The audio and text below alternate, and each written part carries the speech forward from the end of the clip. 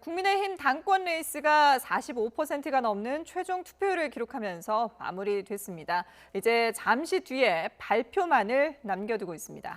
과연 누가 새 사령탑이 될지 관심이 뜨겁습니다. 대세론을 누렸던 이준석 후보가 당선될지 아니면 중진들의 막판 뒤집기가 성공할지가 최대 관심사입니다. 박창환 장한대 교수와 함께 관련 내용 짚어보겠습니다. 안녕하십니까? 안녕하십니까? 예. 자, 전당대회 최종 투표율 45.36%. 선거인단 제도를 도입한 이래 최고의 투표율이라고 하는데 이 정도면은 이번 경선은 상당히 흥행했다 이렇게 볼 수 있겠죠. 네, 흥행에 성공한 대박 전당대회다 이렇게 평가할 수 있을 것 같습니다.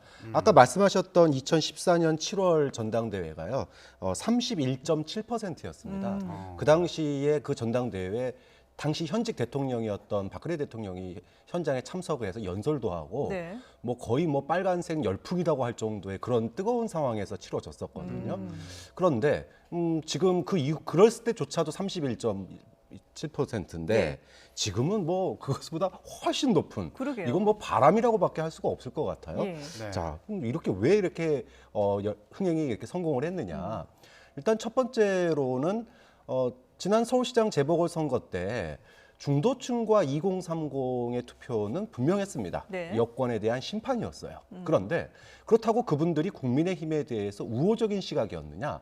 그렇지는 않았거든요. 그렇죠. 예. 자, 그런데 이 인물 가지고 대선 되겠어라고 생각했고 이 당을 믿을 수 있겠어라고 생각했는데 이준석이라고 하는 젊은 영선의 36세 정치인이 나타나니까 네. 이런 사람이면은 좀 물갈이가 좀 됐으면 좋겠다. 이런 네. 세대 교체에 대한 열망이 이제 시작이 된 거죠. 네. 이거를 바라보는 국민의힘 당원들도 그 바람이 부니까 이 바람을 바라보는 시각이 바뀌었습니다. 처음에는 예. 소위 말하면 어린 것이 이렇게 생각을 했는데 네. 바람을 보니까 전략적 투표 생각이 난다는 거죠. 네.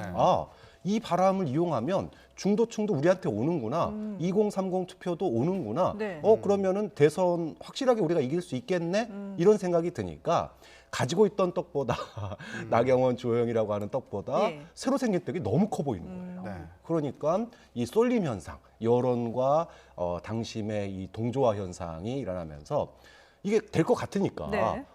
그럼 나도 그 축제에 참여하고 싶다. 이런 이제 열망들이 올라가는 거죠. 예. 그러니까 변화의 바람으로 시작된 이준석 바람이 이렇게 가면은 우리가 이길 수 있겠구나라고 하는 기대감이 커지면서 상승 효과를 이뤄서 결국은 45%가 넘는 높은 투표율로 이어졌다. 이렇게 보면 네. 되죠.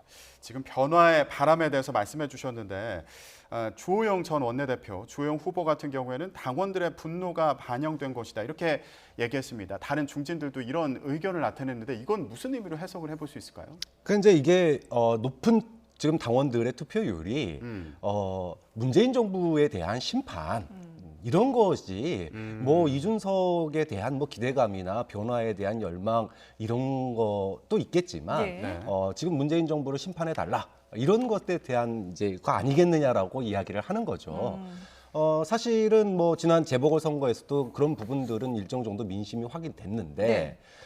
중요한 거는 그 바람에 본인들도 휩쓸려 갈 수 있는 상황이잖아요. 그러니까 그 태풍 속에서 살아남기 위해서는 이 바람은 곧 멈출 거야. 세대 교체의 바람은 멈출 거고 사실 이 바람의 시작은 정권 교체에 대한 현 정권에 대한 분노에서 시작된 거야라고 좀 생각을 이렇게 스스로 하는 거죠. 근데 이제 많은 평론가들이나 전문가들이 바라보는 지점은 문재인 정부에 대한 국민들의 어떤 심판 또는 네. 견제 이런 것들이 있는 건 분명합니다. 그건 이제 지난 재보선에서 입증이 됐으니까요. 그런데 문제는 전당대회의 높은 흥행이 어떻게 문재인 정부에 대한 반감으로 되겠느냐라는 겁니다. 아까 말씀드렸다시피 이준석 현상이 없었다면 예. 절대 일어날 수 없는 투표율이다. 좀 그런 점에서 반만 본 평가 아니겠느냐라고 얘기할 수 있죠. 예. 자신에게 유리하게 본 거죠. 예.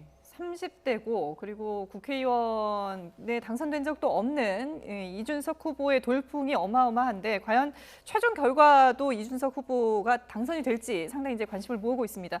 이미 10시부터 그 국민의힘 전당대회는 시작이 됐고 이제 잠시 뒤에 선거관리위원장이 당대표 당대표 선출된 사람을 발표하는 그 순서만을 지금 남겨놓고 있는 그런 상황인데 지금 이제 이번에 그 여러 가지 전당대회 분위기를 짚어주셨습니다만은 오늘 최종 결선 그 당선자는 어떤 결정을 어떤 과정을 통해서 이게 결정이 되는지 그 비율을 좀 설명을 해주셔야 될 것 같아요. 네, 지난 이제 컷오프 1차 예선이 있었죠. 네. 그 컷오프 때는 소위 당심, 당원들에 대한 그 조사를 통해서 50%, 네. 그다음에 일반 국민의 여론조사 50%로 컷오프를 했습니다. 네. 근데 그 컷오프의 결과 진짜 이준석 이제 쇼킹한 결과가 나왔죠. 네. 거의 뭐 압도적인 1위를 이준석 후보가 달성을 했어요. 근데 그렇죠. 그 당시에는 일반 국민 여론조사가 50%니까 예. 여기서 워낙 표 차이가 났고 근데 뭐 당원 쪽에서는 뭐 그래 조금 적게 나올 거다라고 생각했는데 의외로 당원에서도 많이 나왔거든요.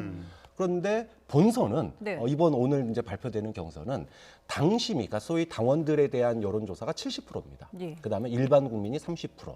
그래서 애초에는 소위 장악력, 당 조직력을 가진 뭐 주호영 전 원내대표라든지 나경원 전 원내대표가 그런 그 당 장악력을 통해서 당심의 비율을 좀 많이 가져가면 이준석 후보가 좀 불리하지 않겠느냐, 좀 예. 줄어들지 않겠느냐 그렇죠. 예. 그랬는데 이 선거운동 경선 기간 내내 그 바람이 오히려 더 커지기만 했어요. 심지어 당원들을 대상으로 한 여론조사에서도 이준석 후보의 격차가 오히려 더 벌어졌습니다. 네. 자, 그러다 보니까 뭐 지금 오늘 상황에서 아직 결론은 안 났지만 예. 많은 사람들이 이준석이 당대표가 안 되는 게 오히려 이변이다. 이렇게 얘기할 정도의 예. 상황까지 돼버렸죠. 네. 당원 70%가 애초에 불리할 줄 알았는데 그러게요. 높은 투표율에서 반영되듯이 결국은 당원들과 국민 여론이 높은 투표율에서 결국은 하나로 수렴되지 않았느냐. 당원들이 국민 여론에 이제 바람을 탔다. 이렇게까지 전망하는 분들이 많은 것 같습니다. 예. 네. 당원들의 표심이 70%, 일반 국민 여론조사가 30% 반영되는 구조다 보니까 중진들이 유리한 거 아니냐 이런 전망이 나왔지만 결국에 당심도 일반 국민의 여론을 따라가는 것으로 보인다. 이렇게 평가를 해주셨습니다. 그런 상황이 결국 이준석 후보로 모여지는 그 표심, 결국 변화에 대한 기대 때문이다. 이렇게 계속 해석을 해주셨는데 그럼에도 불구하고 이준석 후보가 아까 얘기했던 것처럼 국회의원을 해본 적이 없고 아직 나이가 상대적으로 어린 만큼 당대표로서는 좀 부족한 거 아니냐 이런 얘기를 하는 분들도 계시거든요. 어떤 점들이 지적이 되고 있나요? 뭐 일단 그동안에 이제 토론회에서 나왔던 여러 가지 이제 문제 제기가 다 나올 수 있죠. 네. 그 모든 거를 뭐 이준석 리스크라고 얘기를 많이 합니다. 일단은 당 장악력의 문제가 있을 수 있어요. 사실은 이준석 후보 같은 경우는 조직이 없거든요. 당내에. 네. 기반이 없습니다. 거기다가 또 우호적이지도 않아요. 당내 분위기는. 당내 분위기는 굉장히 이준석 후보가 당대표 되는 거에 대해서 우려의 시각이 더 훨씬 많습니다. 그런데 국민의 그 변화에 대한 그 바람 앞에, 네. 태풍 앞에 숨만 죽이고 있는 거예요. 그 정도. 만약 그런 상황에서 당대표로 왔는데 네. 그러면은 조직이 일사불란하게 이준석 중심으로 돌아가겠느냐라고 그러게요. 하는 예. 의구심이 나올 수밖에 없죠. 예. 이건 리더십의 문제입니다. 자, 이게 또 바로 연결되는 게 그럼 당대표가 새로운 당대표가 해야 될 가장 큰 문제는 뭐냐? 네. 결국은 대선 경선 관리란 말이에요. 그러면은 경선이 제대로 잘 치러질 수 있겠느냐? 이런 문제로 연결이 되는 거죠. 네. 이제 그런 점이 이번 그 후보들 간의 토론회에서 나경원, 주호영 후보가 주되게 짚은 부분입니다. 네네. 근데 이제 이 부분은 이준석 후보가 소위 말하면 젊음의 패기로 본인이 직접 사회자가 돼서 경선 토론을 이끌겠다 네. 이렇게 이야기를 했는데 어느 게 더 국민들에게 안정적인 관리가 중요하냐 아니면은 진정성 있게 국민들에게 다가가는 게 더 효과가 있겠느냐 사실 그거는 뭐 국민들이 판단할 몫인 거죠. 예. 이런 점이 하나 있고요. 또 두 번째는 이준석 개인에 대한 문제입니다. 이게 방송에서 굉장히 사이다 발언을 많이 했어요. 그런데 사실은 이준석 바람의 시작은 이대남에서 시작한 거 아닙니까? 뭐라 그럴까요? 반페미니즘 네네. 정서 여기서부터 시작을 했고 이런 것들이 결국은 2030의 어떤 세대 교체에 대한 열망으로 이어졌고 이게 소위 국민의힘 당원들의 정권 교체 열망과 만나면서 나비가 태풍이 되는 네. 이런 효과까지 커진 거란 말이에요. 네. 그런데 어쨌든 본질은 극우 포퓰리즘이라고 하는 네. 우파 포퓰리즘이라고 하는 어떤 반페미 정서에 의존한 그런 성격이 분명히 있단 말이에요. 그러다 보니까 그 말이 듣는 이대남에게는 사이다로 들리지만 또 반대편에 서 있는 입장에서 보면은 굉장히 리스크가 큰 그 분열의 발언이기도 네네. 하거든요. 이런 것들이 혹시라도 말 실수라든지 워낙 이제 방송 출연도가 예. 높으니까요. 이런 걸로 이루어졌을 때 소위 우리가 뭐 기업인들로 따지면 CEO 리스크라고 네네. 그러는데 이준석 리스크가 또 커질 수 있지 않느냐 이런 부분이 있어요. 예. 또 하나 또 우려되는 지점이 또 있습니다. 국민의당과의 통합. 그렇죠. 근데 뭐 그 전에 김종인 비대위원장도 그랬지만 이준석 대표도 안철수 대표와 사이가 너무 안 좋아요. 예. 거기다가 또 하나는 소위 말하면은 유승민계라고 하는 꼬리표가 있단 말이에요. 네. 그럼 이 꼬리표에서 대선 주자들과의 관계, 이 관계 설정이 호불호가 갈리는 그런 것이 있는데 네. 그래서 더 조심할 수도 있는 거고 아니면은 본인의 어떤 각을 색깔을 분명히 할 경우에는 네. 이게 이제 뭐 오히려 신선하다 이런 평가도 받을 수 있는 건데 아무튼 뭐 이런저런 문제들로 해서 당 내에서는 굉장히 우려스러운 목소리가 있는 건 분명한 네. 사실입니다. 그러니까 확실히 이제 변화의 돌풍의 핵심에 서 있습니다만은 말씀하신 것처럼 아직까지 좀 검증되지 않은 부분들이 있다 보니까 거기에 대한 이제 우려의 목소리도 분명히 남아 있는 상황인데요. 자, 지금 국민의힘 전당대회가 펼쳐지고 있는 현장을 잠시 연결을 해 보도록 하겠습니다. 지금은 이미 투표가 끝났고 지금은 개표가 진행 중인 상황입니다. 그리고 현장에서는 비상대책위원회에게 듣는다라는 코너가 지금 진행 중인 상황입니다. 네. 국민의힘이 새로운 당대표를 선출하는 전당대회 현장 보고 계신데요. 오늘 전당대회에서는 당대표와 또 최고위원 4명, 청년 최고위원 1명을 뽑게 됩니다. 당대표로는 나경원, 이준석, 조경태, 주호영, 홍문표 등 모두 5명의 후보가 출마를 해서 경쟁을 벌이고 있습니다. 자, 오늘 누가 새로운 사령탑이 될지 결과 발표만을 남겨두고 있는데요. 지금 개표 작업이 진행 중인 과정에 비상대책위원회에게 듣는다라는 순서가 진행되고 있습니다. 예.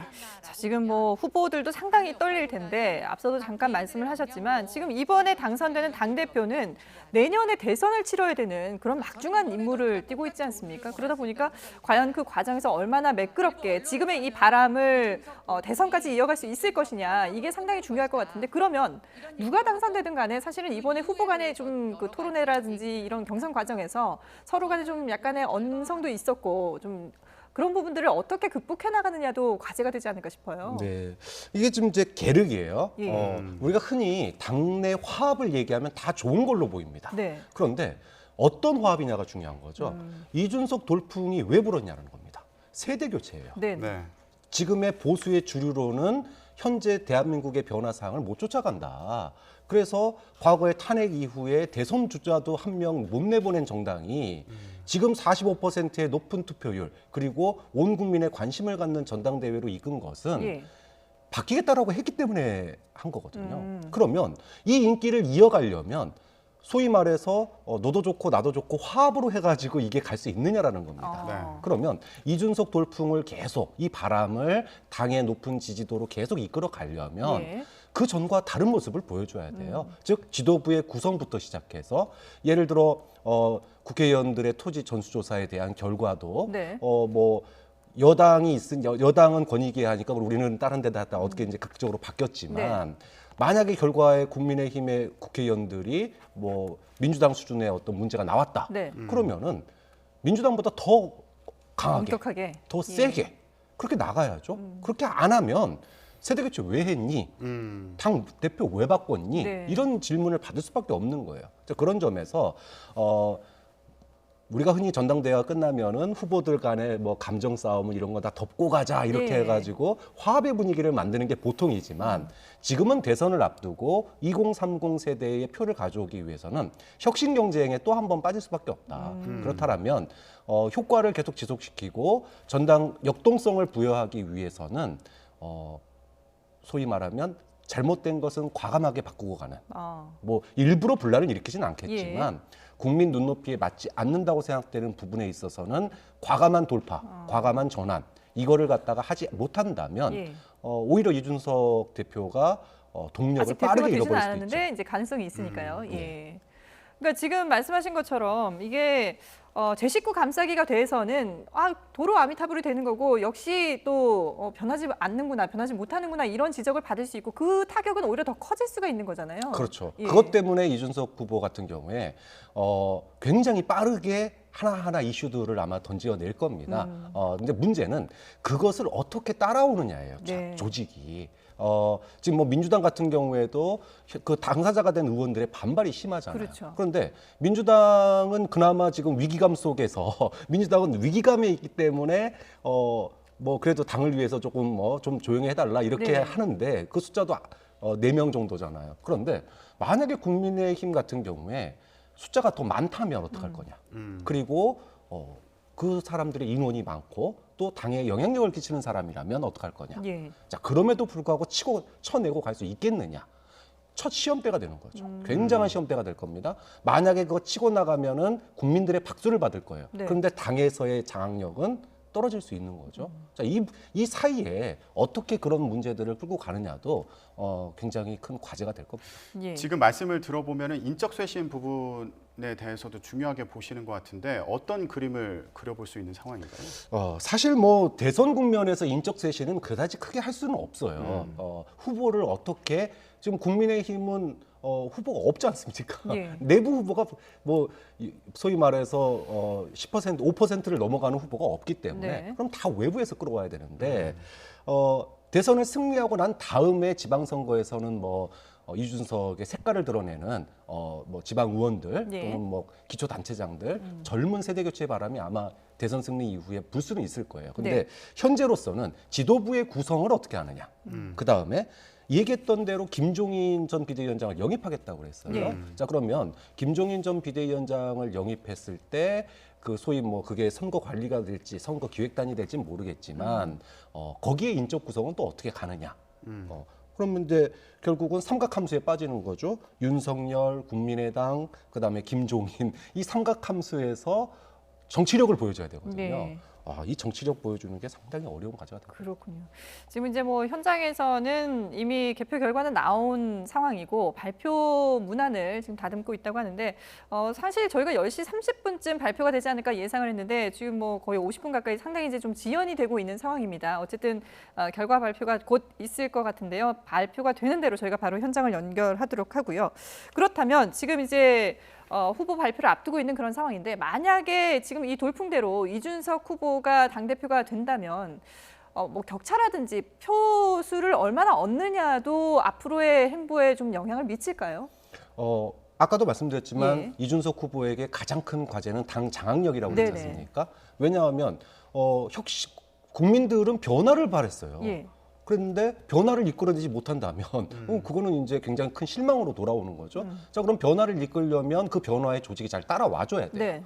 그런데 지금 현재 내부에서 이준석 현상에 대해서 그 현상은 반갑지만 이준석이라고 하는 사람을 반가워하고 있느냐? 그렇지는 않거든요. 예. 당내에 사실 내부의 목소리를 들어보면 우려의 목소리가 훨씬 더 커요. 그 정도로 소위 조직이 없습니다. 예. 자, 그러면 이 당 장악력을 갖다가 어떻게 가져갈 것이냐. 이 부분은 결국은 압도적인 표차로 1등을 해야 돼요. 네. 압도적인 표차로 해야지 국민의힘은 그러면은 국민들의 명령을 당원들의 명령을 갖다가 안 따르는 거냐 예. 이러면서 과감하게 치고 나갈 수 있습니다. 근데 격차가 좁아졌다 그러면 너 언제 한번 실수만 한번 해봐라. 이렇게 그 실수만 기다리는. 예. 그러면은 여봐 우리가 얘기했잖아. 리더십 없잖아. 경험 미숙하잖아. 흔들기가 시작되는 거예요. 그럼 또다시 대선 비대위로 그냥 바로 넘어가는 겁니다. 네. 소위 당대표 패싱까지도 일어날 수 있는 그런 상황이 돼버릴 수도 있다는 거예요. 네. 그런 점이 이준석 후보가 오늘 만약에 당대표가 된다면 압도적인 표차로 돼야 되는 또 이유이기도 하죠. 네. 원외 인사고 그리고 국회의원을 한 번도 하지 않았다는 점에서 원내 중진을 장악하는데 조금 힘이 붙이는 거 아니냐 이런 분석도 나오고 있고요. 예. 예, 그리고 그러다 보니까 원내는 김기현 원내대표가 주도권을 쥐는 거 아니냐 뭐 이런 전망을 하는 경우도 있습니다. 과연 표 차이가 얼마나 날지 조금 있으면 이제 결과가 나오니까요. 나오는 대로 저희가 전해드리도록 하겠습니다. 자, 저희가 지금 국민의힘 전당대회 상황과 관련해서 여러 가지 얘기를 해보고 있는데 워낙 이준석 그 돌풍이 일고 있기 때문에 관련해서 여러 가지 얘기를 해봤습니다. 지금 현장 상황 어떤지 좀 보면서 얘기를 이어가도록 하겠습니다. 자, 개표는 이미 이제 완료가 된 상황이고 발표만을 앞두고 있는데 현장에서는 아직까지도 저희가 앞서 얘기했던 대로 비상대책위원회에게 듣는다라는 이 지금 코너가 진행이 되고 있는 것 같습니다. 잠시 뒤에 공식적으로 이제 발표를 하게 될 텐데 글쎄요. 지금 이번에 뭐 당 대표도 당 대표지만 최고위원들도 누가 되느냐 이 부분도 좀 관심이지 않을까 싶어요. 네, 사실은 이제 우리가 지금 지난 민주당 그 당대표 경선에서도 네. 민주당의 대통령과 당 이름 빼놓고는 다 바꾸겠다라고 하는 사람이 됐어요. 송영길 대표가 당대표가 됐습니다. 그런데 최고위원은 국민의 어떤 일반적인 흐름과는 조금 다른 당심과 소위 말하면 여론이 약간 이반된 현상이 나타나서 소위 말하면은 강성 친문 최고위원회가 구성됐거든요. 그런데 이번 국민의힘 지도부도 비슷한 양상이 날 가능성이 좀 있다. 지난 대구 연설회를 돌이켜 보면 새마을 운동 노래 부르고 네. 박정희 전 대통령의 향수에 호소하고 이런 일들이 있었거든요. 네.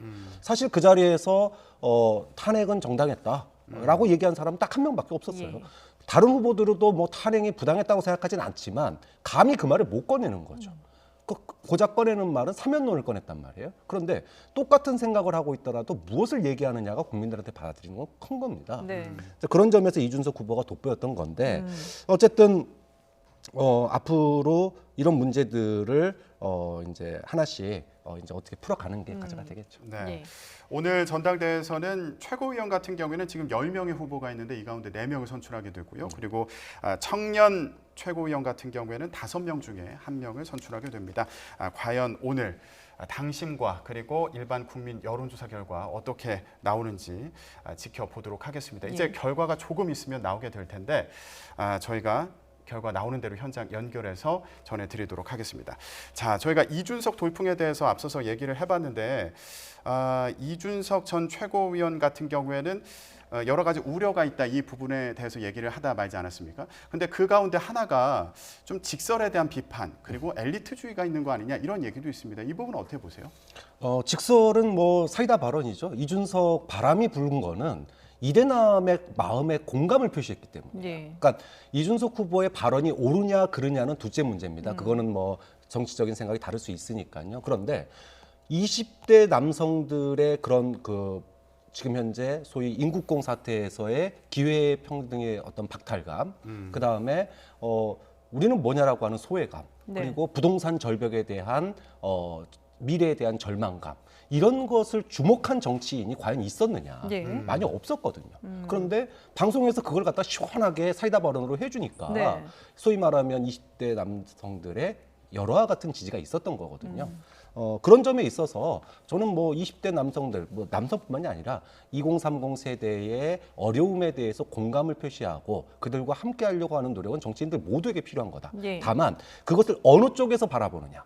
그러니까 소위 말하면은 우파 포퓰리즘에서 바라보느냐 아니면은 이것을 다른 관점으로 또 풀어가는 대안을 제시할 수 있느냐. 저는 민주당의 과제라고 봐요. 이준석 바람에 맞서서 2030의 마음을 어떻게 가져올 것인가. 네. 그다음에 엘리트주의는 뭐 본인이 뭐 소위 외국의 명문대를 나와서 그렇기도 하지만. 예. 이거는 이제 신자유주의하고도 연결돼 있어요. 능력주의를 얘기를 하거든요. 당직을 갖다가 능력순으로 공모를 하겠다. 뭐 이렇게 능력주의라고 하는 게 예. 그러면 구조적으로 능력을 발휘할 수 없는 사람들은 어떻게 할 거냐. 즉 아무리 여성에게 능력의 기회를 주더라도 여성 자체에게 가해지는 불평등이 있거든요. 네. 이 불평등 문제를 해결하는 데는 또 한계가 있지 않느냐. 이런 비판도 있는 거죠. 예, 그렇군요. 자, 지금 현장에서 이제 새로운 당대표 발표를 앞두고 있는 것 같은데요. 현장 연결하겠습니다. 예. 지금 현장에서 이미 이제 개표 합산은 마무리가 된 상황이고 네. 당대표 발표만을 앞두고 있는데요.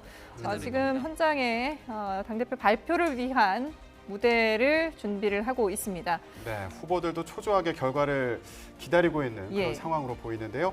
오늘 당대표와 그리고 최고위원 4명, 청년 최고위원 1명을 선출합니다. 코로나19 사태로 인해서 오늘 현장 투표는 실시하지 않고요. 당사에도 제한된 인원만 참석한 상태로 전당대회를 진행하고 있습니다.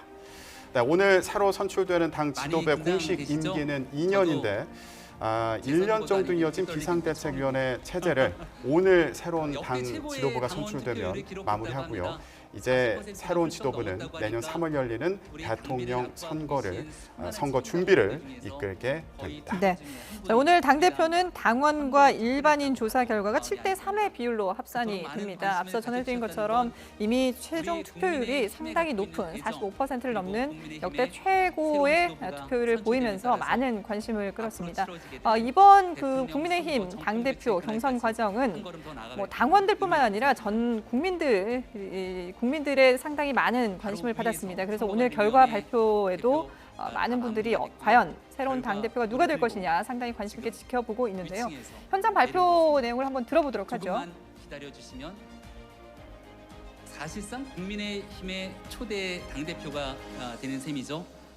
우리 당명을 국민의 힘으로 바꾸고 모든 국민의 힘을 모아서 내년도 3월 정권 교체의 그날에 나서는 새로운 지도부 선출 결과가 곧 발표가 될 겁니다.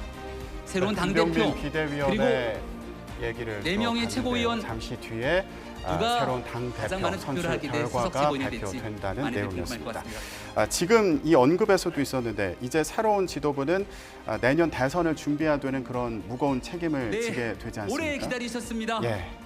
이제 개표 결과가 나왔습니다. 예, 개표 결과가 새로운 나왔습니다. 미래를 열 들어보겠습니다. 국민의힘의 새로운 청년 최고위원과 최고위원, 당대표의 선거 개표 결과를 이번 전당대회 선거관리위원장이신 황우여 위원장님께서 발표해 주시겠습니다. 큰 박수로 맞아주시기 바랍니다.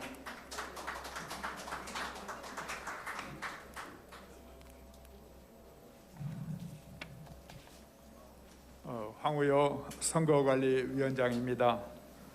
당대표 및 최고위원 선거 투표 및 개표 결과를 발표하겠습니다.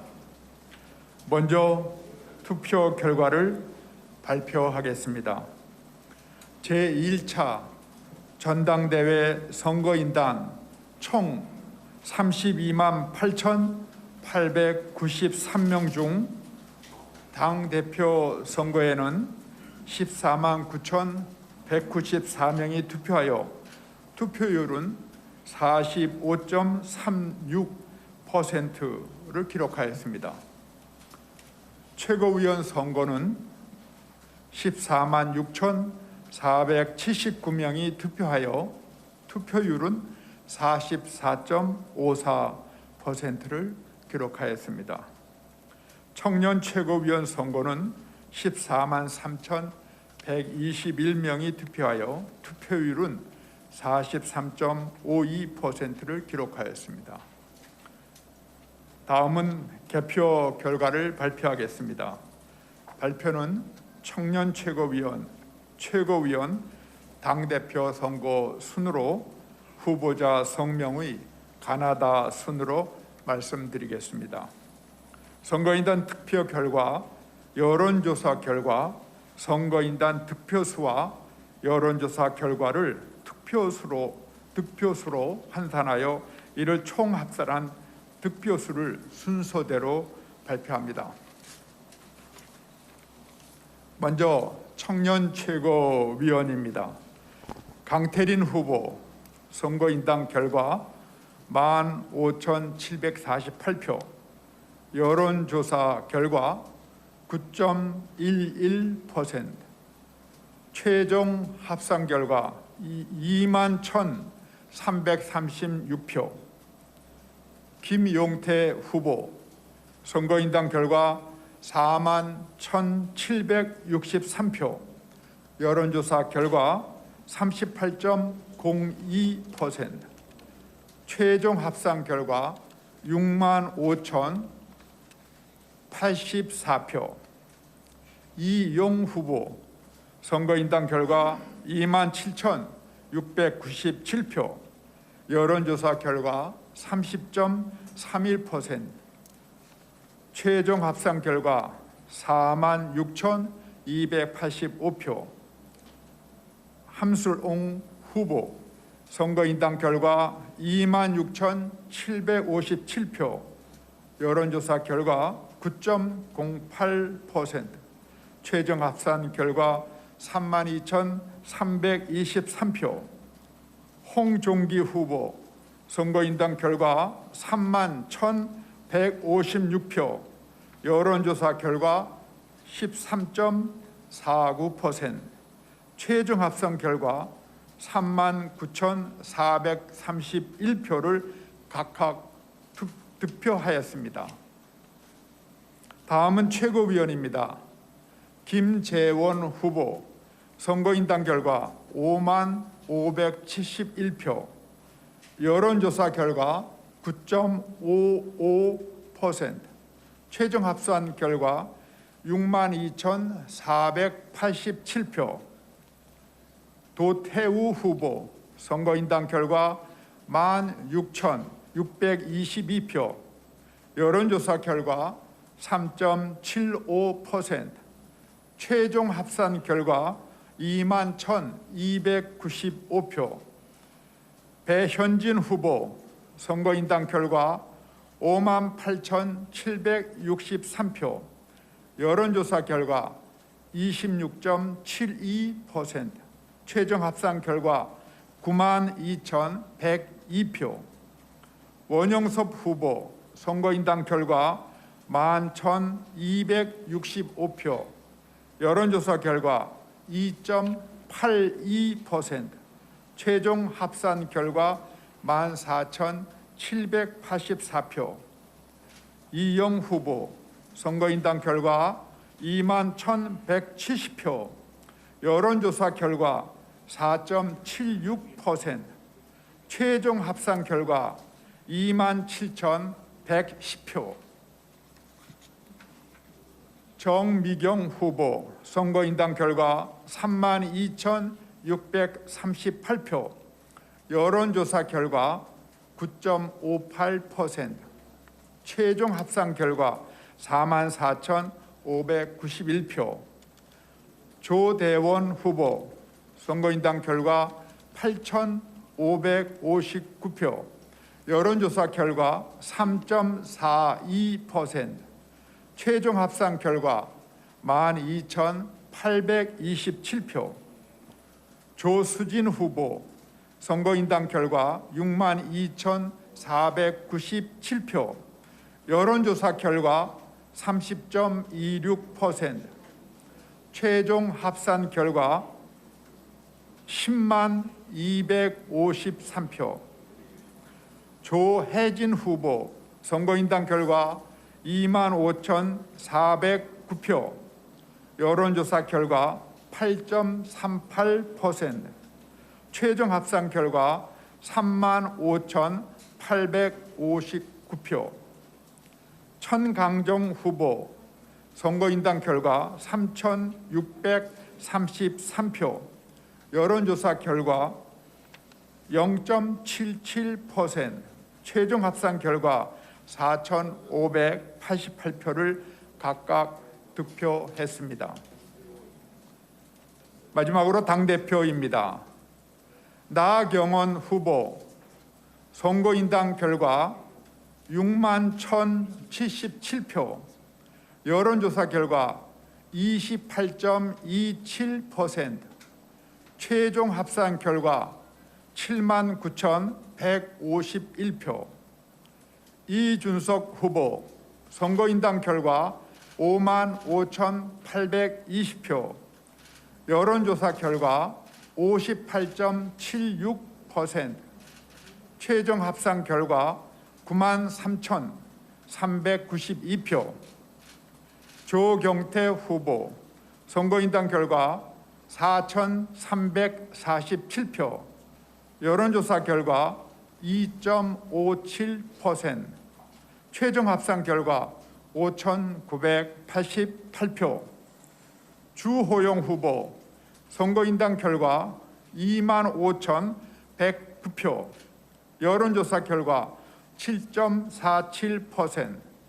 최종 합산 결과 29,883표, 홍문표 후보 선거인단 결과 2,841표, 여론조사 결과 2.94%, 최종 합산 결과 4,721표를 각각 득표했습니다. 이상 발표를 마치겠습니다. 네, 고맙습니다. 네, 이변은 없었습니다. 세대 교체 바람이 그대로 이어지면서 이준석 후보가 국민의힘 새 당대표로 선출됐습니다. 누가 당선된 네, 건지 선거 결과를 보면 이준석 후보가 선거인단에서 5만 5천여 표를 얻었고요. 여론조사에서는 58.76%, 최종 합계 9만 3,392표를 얻어서 국민의힘의 새로운 당대표로 선출됐습니다. 네.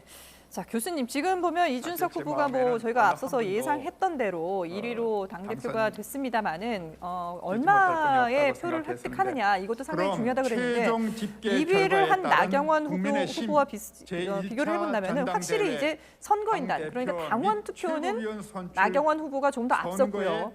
여론조사 결과에서는 이준석 후보가 월등히 앞섰습니다. 이 차이가 확실히 좀 있는 것 같아요. 네, 아까도 말씀드렸지만 국민들이 그 국민의힘에 대한 변화의 기대감, 변화해라라고 하는 명령은 분명한 메시지입니다. 네.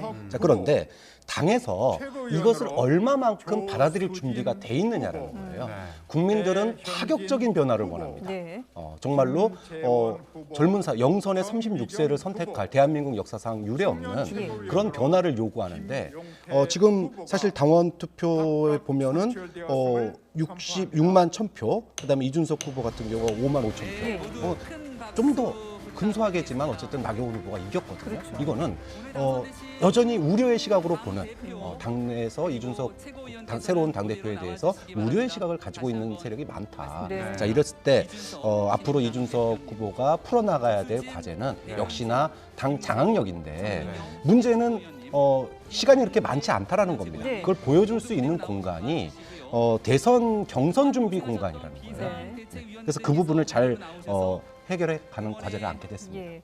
자, 이준석 당대표, 신임 당대표가 이제 잠시 뒤에 수락 연설을 할 텐데 과연 그 연설에서 어떤 내용을 밝히는지 그 내용을 본다면은 앞으로 이준석 신임 당대표가 어떤 식으로 당원들 그리고 이 당을 이끌어갈지 그런 부분들이 좀 명확하게 나오지 않을까 싶어요. 네, 글쎄요, 그 변화에 대한 그 본인의 실천 노력 예. 아마 이런 부분들이 주가 될 거고 그러면서 당원 투표에서 좀 뒤졌잖아요. 네. 이 부분에서 당원들의 우려를 충분히 안다. 그리고 그런 부분들을 보여주겠다, 극복해 가겠다. 이제 그런 내용이 나올 것으로 기대합니다.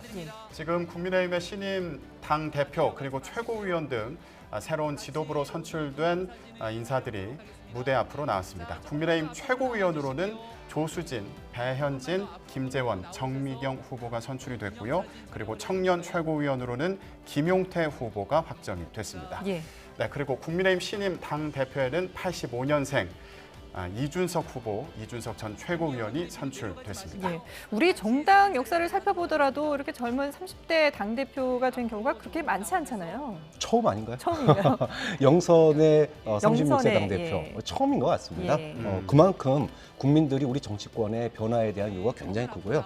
네. 최고위원 가운데서도 사실은 외연적으로 보면 초선 의원이 2명이에요. 4명 중에서. 좀 그런 점에서 보면 이것도 의미 있는 변화라고 얘기할 수는 있겠는데 네. 사실 내용을 보면 김재원, 배현진, 정미경, 조수진 다 강경 보수적이거든요. 아까 제가 우려를 표했던 네. 그런 내용들이 좀 있는 거고 청년 최고위원 김용태 최고위원 같은 경우에는 바른정당 출신이에요. 90년생입니다. 그렇죠. 90년생, 31살. 네. 그렇게 본다면 청년 부분에서는 확실하게 이준석 효과가 그대로 나타난다. 아. 사실은 두 사람이 같이 선거운동했거든요. 네, 그렇죠. 이렇게 본다면 세트로 이렇게 예. 올라갔다 이렇게 볼 수 있을 것 같습니다. 예, 지금 국민의힘 신임 지도부가 꽃다발을 들고 인사하는 모습 함께 보셨습니다. 자, 앞으로 당내 통합을 어떻게 이뤄나갈지도 주요한 과제 중에 하나가 될 것으로 보이는데요. 저희가 앞서 이 얘기는 안 했더라고요. 이준석 후보가 당대표가 되면은 대선을 어떻게 치를지도 궁금하다 이 얘기를 했는데 그렇다면 윤석열 전 검찰총장 같은 경우에는 어떻게 할까? 왜냐하면 나경원 후보 같은 경우에 만약에 이준석 대표 체제가 된다면 윤 전 총장은 입당하지 않을 것이다 이렇게 주장을 하기도 했거든요. 어떻게 좀 아세요? 사실은 조기 입당설 자체가 좀 뭐랄까요? 문제가 있었어요. 네네. 아직 준비가 안 됐습니다. 윤석열 전 총장이 보니까요. 그래서 아마도 조금 늦을 것 같다 예. 이런 얘기고 이거는 이준석 때문이 아니고 네. 윤석열 전 총장의 정치 행보가 9월 달까지는 연기되는 그런 상황인 것 같아요.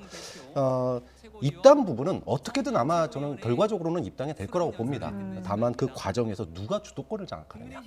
사실은 나경원 전 원내대표 같은 경우에는 윤석열 후보 같은 경우에 본인이 뭐든지 다 요구하면 들어줄 수 있는 그런 네. 상황이었어요. 그런데 이준석 당대표는 조금 다를 수 있다 이런 예. 말씀이었고요. 자. 이준석 신임 당대표의 말을 들어보겠습니다. 오늘 이 자리에 서게 된 것은 저에게 무궁한 영광입니다. 그리고 앞으로 새로운 도전의 시작이라고 생각하고 있습니다.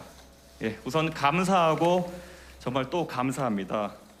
우선 훌륭한 선배님들과 이 전당대회를 치르게 되어서 행복했고 또 무엇보다 영광이었습니다. 우리 나경원, 조경태, 주호영, 홍문표 의원님께 모두 감사 올리고 큰 박수 부탁드리겠습니다.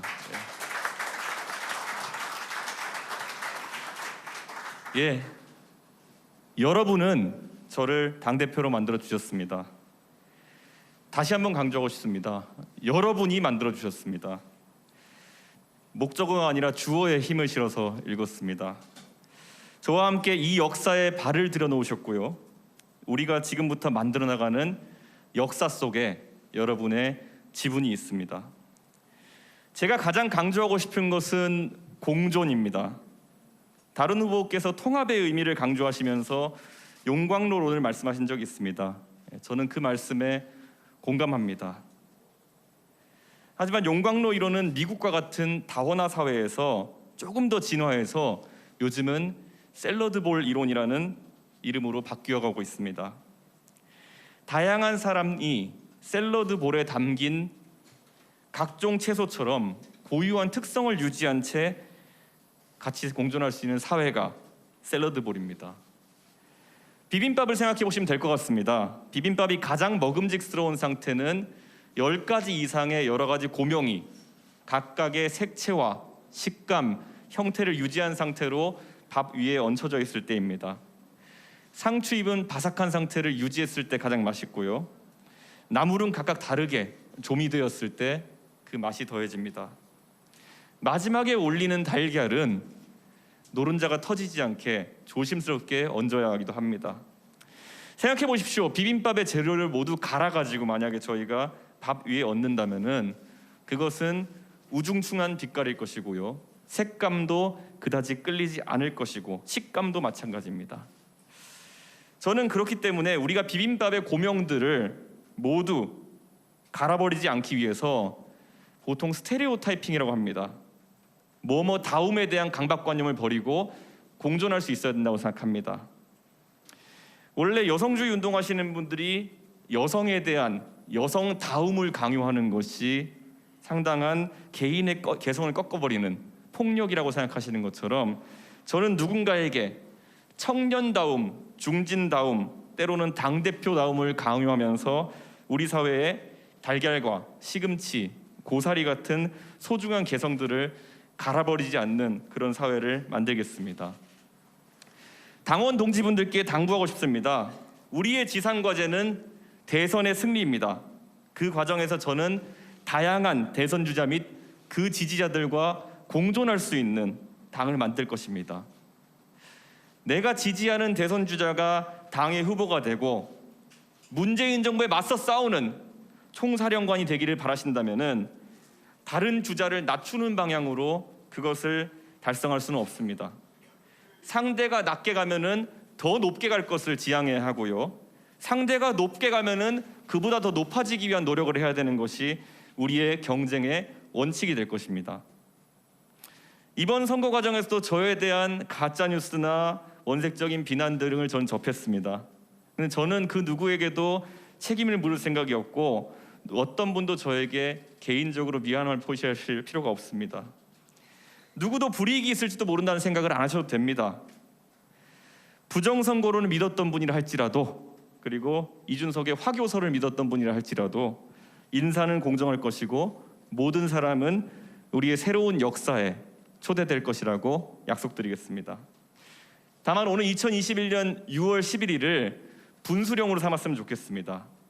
이 시간 이후로 우리 사이에서 상호 간의 논리적인 비판이나 진심 어린 지적이 아닌 불필요한 욕설과 음모론, 프레임 씌우기 등의 구태로 의존하려는 사람이 만약 있다면은 그들에 대해서는 한 분 한 분이 맞서 주셨으면 좋겠습니다.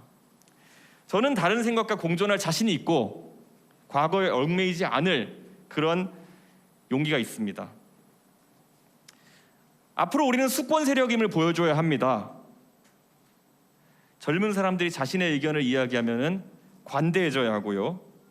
내가 지지하지 않는 대선 후보라고 해서 맹목적으로 욕부터 하는 야만은 앞으로 용납되지 않을 것입니다. 2021년 그리고 2022년은 우리가 민주주의를 다수에 의한 독재, 견제받지 않는 위선이라는 야만으로 변질시킨 그 세력을 심판하는 해로 기억될 것입니다. 우리의 저항은 최루탄의 연기만큼이나 매운 갈라치기와 독주로 국민들에게 많은 눈물을 흘리게 했던 문재인 정부의 지난 4년을 딛고 다시 한번 민주주의의 순수함과 그리고 강력함을 확인시켜 줄 것입니다. 심판을 위해서는 변화하고 자강해서 우리가 더욱더 매력적인 정당으로 거듭나야 합니다. 제가 가장 먼저 추진할 변화는 공직 후보자 자격 시험의 구체적인 설계와 토론 배틀, 연설 대전 등을 통한 대변인단의 공개 경쟁 선발입니다. 대한민국의 5급 공무원이 되기 위해서 연줄을 쌓으려고 하고 줄을 서는 사람은 없습니다. 훌륭한 인재들이 누가 시키지 않아도 각자의 위치에서 열심히 공부하고 준비합니다. 우리 당은 앞으로 정치하고 싶은 사람이라면은 남녀노소 누구나 공정하게 경쟁할 수 있는 환경을 만들 것입니다. 6월 중으로 토론 배틀을 통해서 2명의 대변인과 2명의 상근 부대변인을 선발할 수 있도록 하겠습니다. 그 승자는 누구일지 저는 전혀 모릅니다. 어쩌면 피선거권도 없는 20대의 대학생이 국회 기자회견장에 서서 우리 당의 메시지를 내게 될지도 모릅니다. 시사방송에서 우리 당의 입장을 설명하는 역할을 뛰어난 능력은 있으나 경력 단절 때문에 어려움을 겪던 여성이 공정한 경쟁을 통해서 선발될지도 모르겠습니다. 누가 선발될지 모르는 이 불확실성은 역설적으로 국민에게 확신을 줄 것입니다. 누구에게나 공정한 기회를 제공하겠다는 우리의 방식이 캠프 출신의 코드가 맞는 더불어민주당 인사에게만 기회가 열리는 현 집권 세력의 방식보다 공정하다는 그 확신, 그것을 전달할 수 있다면 우리는 대선에서 이길 수 있습니다. 또한 공직 후보자 자격 시험은 당원들 상호 간에 지식과 지혜를 나누며 훈련된 당원들이 공직 후보자 선거에 나갔을 때 우리 당의 지방선거에 있어서 가장 큰 무기가 될 것입니다. 이미 많은 당원들은 저에게 문자 메시지 등을 통해서 그 변화에 앞장서고 공부를 시작하겠다고 말씀하고 계십니다. 컴퓨터를 접하기 쉬운 젊은 나이대의 당원이 컴퓨터를 잘 활용하는 것은 저에게 큰 감동이 아닙니다. 하지만 장년층의 당원이 국민에게 봉사하기 위해서 따로 시간을 내어서 공부하고 그를 통해서 능력을 획득한다면은 그것은 선거 때 명함에 쓰여 있는 어떤 이력과 경력보다도 유권자의 마음에 잔잔한 감동을 불러일으킬 수 있는 그런 평가의 기준이 될 것입니다. 제가 말하는 변화에 대한 이 거친 생각들, 그리고 그걸 바라보는 전통적 당원들의 불안한 눈빛, 그리고 그걸 지켜보는 국민들에게 우리의 변화에 대한 도전은 전쟁과도 같은 치열함으로 비춰질 것이고 이 변화를 통해서 우리는 바뀌어서 승리할 겁니다. 세상을 바꾸는 과정에 동참해서 관성과 고정관념을 깨주십시오. 그러면 세상은 바뀔 것입니다. 내일을 준비하는 국민의힘은 여러분 한 분 한 분을 빼놓지 않을 것입니다. 항상 감사하고 사랑합니다. 그리고 열심히 섬기겠습니다. 네, 네. 국민의힘 이준석 좋은 신임 말씀 당대표의 고맙습니다. 수락연설 다음은 들어보셨습니다. 상당히 변화를 예고하는 그런 의미 있는 발언들이 많이 나왔습니다. 공존, 새로운 역사, 공정, 변화 이런 단어들이 나왔는데 조금 전에 발표된 이 수락연설 교수님은 어떻게 평가를 하시겠어요? 네, 크게 메시지를 두 개로 나눠봤습니다. 네. 하나는 당 내에 던지는 메시지입니다. 네. 아까 이제 우리가 통합을 얘기할 거냐 아니면 변화를 얘기할 거냐 그랬는데 그 중간에서 타협선을 찾았네요. 예. 공존. 그래서 국민들의 여러와 같은 지지를 받긴 했지만 당내의 기반이 약한 본인의 현실을 그대로 좀 인정을 한 것 같아요. 그러면서 차이를 인정하면서 같이 가자. 이제 그런 점에서 당내에 보내는 메시지가 공존이라고 보고요. 네. 이거는 이제 현실을 반영한 거죠. 그러면서도 변화를 같이 해 나가자는 겁니다. 네. 두 번째는 기회의 공정을 얘기를 했어요. 그러니까 당내에 그동안에 이제 공약으로 내걸었던 여러 가지 얘기를 했습니다. 토론 배틀을 통해서 대변인, 부대변인을 선출하고 그다음에 공직 후보자 자격 시험을 통해서 소위 실력주의에 기반한 인재. 이거는 네. 이제 쉽게 얘기하면 기회의 공정인 거죠. 국민들에게 보내는 메시지입니다. 그래서 전반적으로 우리가 보수 그러면은 태극기 그 시위대만 생각을 했는데 이제는 이렇게 공정을 얘기하고 그다음에 공존을 얘기하는 네. 새로운 보수를 오늘 우리는 보게 됐다. 다만 이 보수의 실험이 정말로 좌절하지 않고 예. 얼마큼 갈지는 지켜봐야 되겠지만 오늘 대한민국의 좀 합리적 그리고 변화하는 보수의 모습을 본 거는 상당히 국민들의 기대를 충분히 자아낼 수 있는 그런 변화다 이렇게 평가를 하고 싶습니다. 예, 알겠습니다. 네, 신임 이준석 당대표 앞으로 어떤 행보를 이어갈지 계속해서 지켜보겠습니다. 네, 지금까지 박창환 장한대 교수와 함께했습니다. 잘 들었습니다.